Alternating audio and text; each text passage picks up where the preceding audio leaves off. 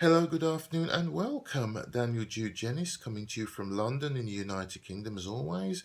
And as always, I hope that you are well, healthy, and above all, safe. For myself, I'm fine. I'm fine. Perfectly healthy in body, in mind, getting there. Not so much on the dark side today. What I well, I was going to say what I wanted to talk about. Well, I'm not even sure what I want to talk about. I've covered as much as I can on the kind of thought police and this kind of these kind of self-appointed censors.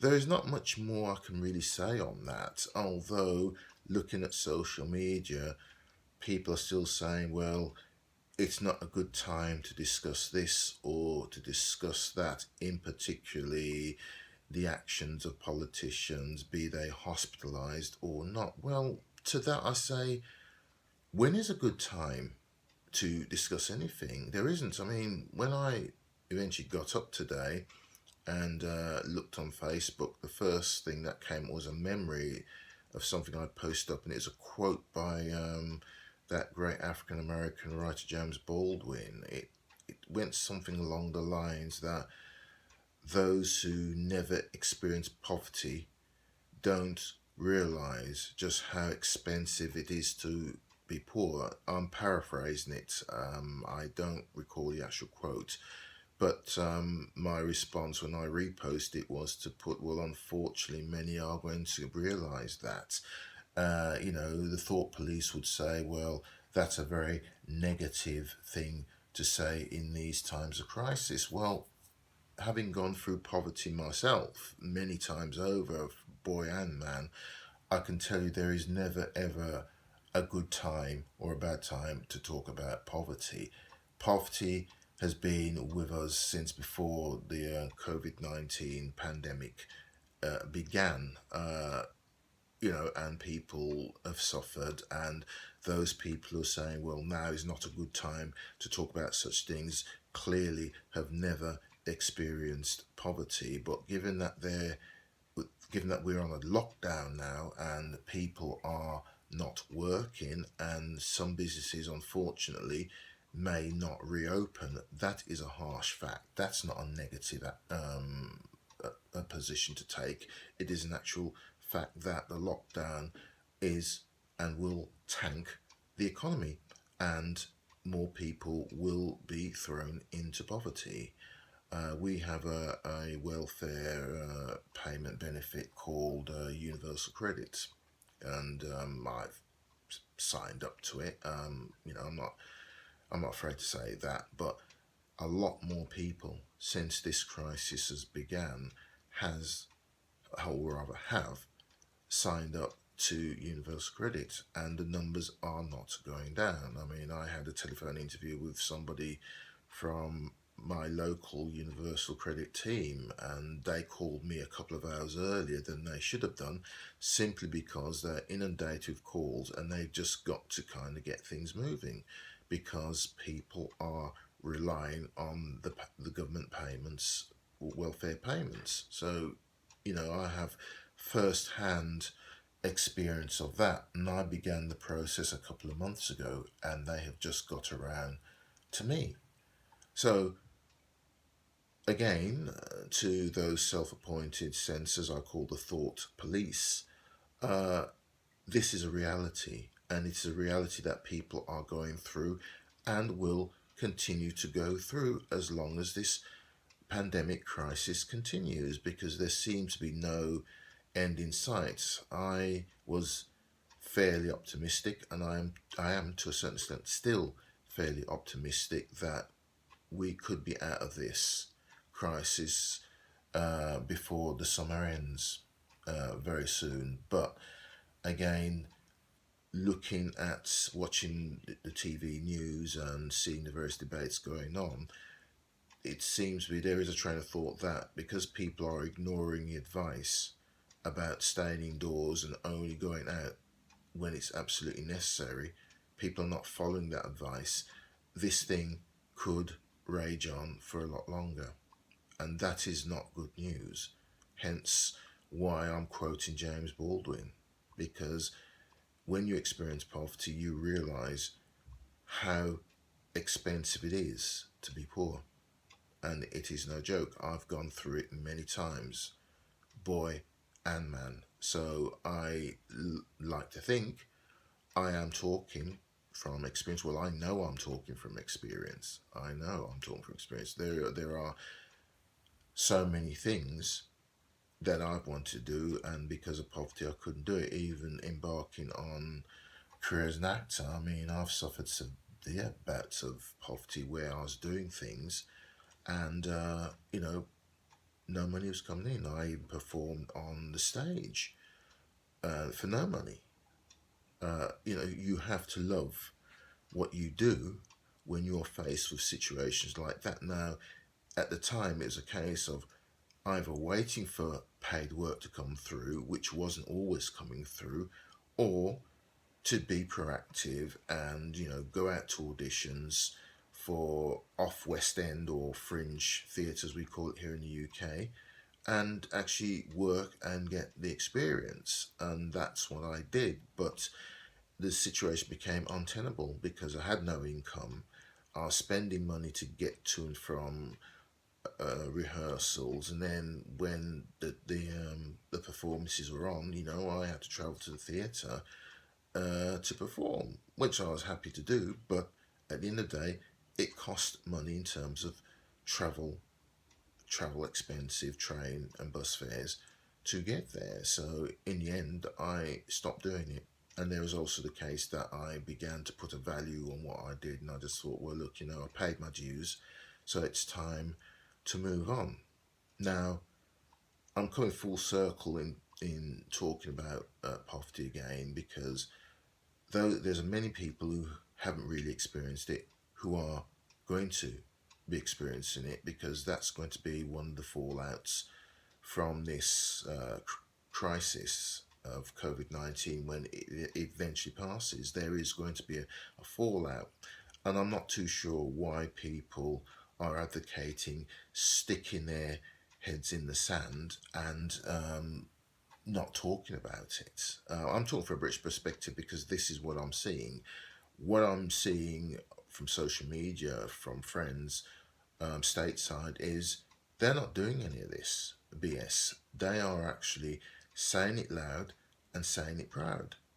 Either side of the argument, nobody's shutting up stateside about this, and I suspect in many other parts of the world, people are doing the same thing. They are saying it as it is. It's just that in the United Kingdom, Britain, the country of my birth, the country I love, there is this train of thought among certain self-appointed censors that people shouldn't be talking about these things. Again, I'm going to put my neck out on the line, and I really don't care. I have every sympathy for, sorry, excuse me, I have every sympathy for our Prime Minister Boris Johnson and the fact that he's hospitalised with the COVID-19 virus and that he's very ill. I'm a human being. I don't want our Prime Minister to suffer. I don't want him to die. I want him to get well because I'm a human being. I'm a humanitarian. I'm a man of faith. Every time somebody dies, that's a piece of my humanity lost. So that's who I am. But at the same time, regarding the fate of our Prime Minister, it is a supreme irony, a poetic justice of a sort, a case of chickens coming home to roost, because this man has undermined or helped to undermine our universal care system, the National Health Service, by underfunding it. He was one of those people when Parliament voted in favour of denying nurses and health service workers a pay rise was cheering. Okay? He is also the architect, one of the architects of the Brexit policy. The Brexit policy has had an effect on our National Health Service, where European foreign medical professionals, in light of the UK's vote in favour of leaving the European Union, decided to go home back to their native countries in Europe and elsewhere, which has left our National Health Service underfunded. So the supreme irony, the supreme irony is that this man, who is involved, was the architect of much of what has gone on over the last 7-10 years, is now in a situation where he is in hospital and he's being cared for by those very same dedicated nurses and doctors who he has done so much to undermine their position within the National Health Service. The supreme irony of that. Yet, we are not supposed to talk about that. We're not supposed to say anything negative about his condition. I'm not saying anything negative about his condition. I'm just saying that the supreme irony is, or even a karma of a kind, is that he's now in a position where he's being cared for by the very same people that he's done so much to undermine and even spit on. The supreme irony of that. And, if you don't like it, what I've got to say, then fine. Just switch off, walk away, do whatever you have to. But free speech exists, and I'm just saying it as it is. I'm saying it loud, I'm saying it proud, because who knows what's going to happen by the end of the outcome of this pandemic crisis. Hell, I might not even be around. So why should I just shut up, dumb down, and not say anything? As I said, I don't wish the British Prime Minister ill. That would be an inhumane thing to do. But has he and the government he leads been inhumane in the policies that they've imposed on society? I would argue they haven't been very humane. Hence the supreme irony of the situation that he now finds himself in. I hope he makes a speedy recovery, and I hope he learns some very valuable lessons. I don't think he will, but I like to feel that he may well have a St. Paul's experience on his own personal road to Damascus. I doubt it, but we can only hope. So, in terms of what I'm doing, well, I'm following the rules. I'm indoors.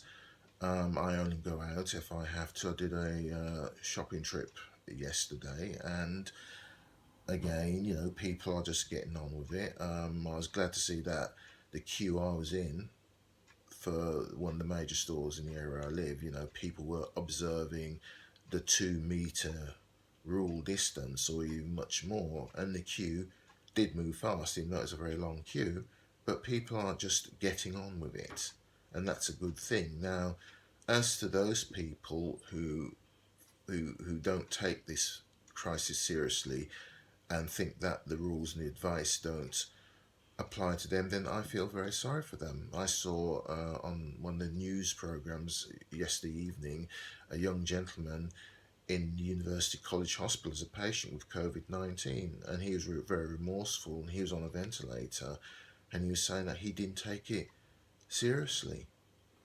Do I feel sorry for him? Yes, I do. I do, because that is the humane thing to do, but it doesn't stop me saying that he was stupid, he was arrogant, and supremely ignorant to have got himself into the position he got himself into, and he has no one to blame but himself. But I do wish him and many others who are in that situation a speedy recovery. I don't want anybody to die. In fact, I don't want anybody to get sick from these things. But we are in the situation that we are in. But for myself, I'm remaining indoors. I haven't done anything creative as such. Well, the only creative thing I'm doing is that I'm going through loads of paperwork with bits of poetry I've written over the last 20 years. I'm coming up with stuff. I'm finding, bits of poetry and writing I did in 2001. I mean, one in 1998. Bits of paper that have been lying around, but I'm just transferring them all to a nice little black book that I keep for my poetry. So that's something I'm doing. That's more of a house clearing exercise. I will go back to doing my video stuff. I mean, I've come across some scripts which I will begin to learn, hopefully shooting some of that stuff on my trusty iPhone 6 if it still has any memory.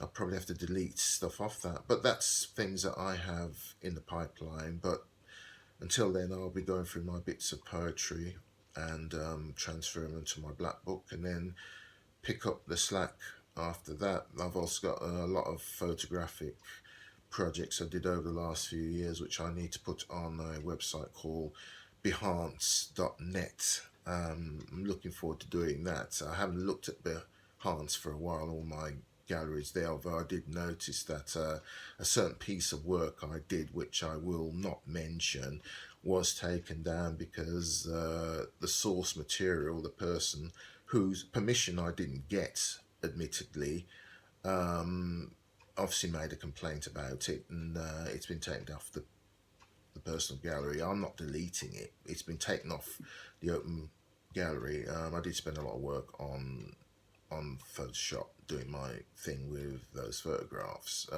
Should I have done it? Probably not, but it was a good idea at the time, and it was one way of getting my revenge of a sort on that person. But that's all past now. I have reached out to that person, but they don't respond, even though I sent a message wishing and hoping that they're well. They didn't respond to it, but that's the kind of person they are, and I'm not going to kind of cast any aspersions or names. I'll just say that is the kind of person they are. They obviously don't care for my comments and good wishes, so I will let the cards remain where they are and just continue doing what I'm doing. So I hope you find that this entry is not a walk on the dark side, and you'll clearly see I have not succumbed to the dark side. I'm a little bit more upbeat than I was yesterday. So I'm just going to kind of press on and do what I have to do, and I will hope that and wish that you do the same. So until tomorrow, as always, au revoir, adieu, I bid you adieu, and be good to yourself, be good to others, and most importantly, remain safe and follow the advice for yourself and everybody else. So until tomorrow, goodbye and have a great day. And thanks for watching. Goodbye now.